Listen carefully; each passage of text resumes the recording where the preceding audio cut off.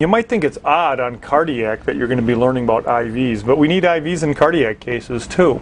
So when you set up for an IV, make sure that you have all your stuff laid out as you can see in the picture here. Be sure and have extras because it would be wonderful if we got them the first time, but we don't always get them the first time. When you're picking your IV site, you can see my finger here is touching against the back of the hand. What you really want to try to find as much as you can is you want to find a place where there's sort of a Y. You see how my fingers are making a Y there. And that way, even if you're a little off to the side one way or the other, you're still going to get it in the vein. If you go someplace up here, like say antecubital, the one problem there is the IVs up here don't tend to be so much V's. They tend to be more like an I.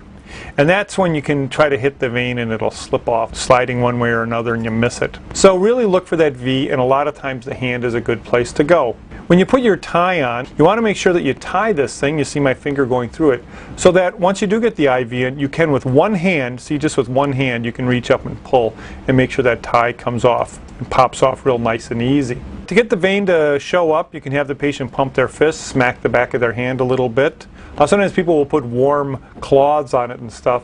The one thing I'd say in cardiac is if you're having a lot of trouble finding a vein, just do yourself a favor and just do a double stick. Put 2 lines in the neck. You don't want to be relying upon an unreliable or halfway in IV, not during a cardiac case. But if you are going peripheral, be sure and don't forget the alcohol.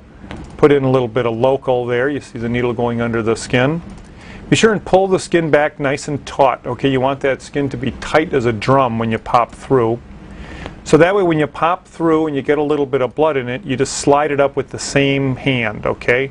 If you pull around and use your second hand to advance it, a lot of times you'll miss. Once you've got it in, be sure and you see my fingers are above the hub there to make sure you don't lose a lot of blood. You don't want to make a big mess. You lose points if you make a mess. You can see there's a little bit of blood in the hub.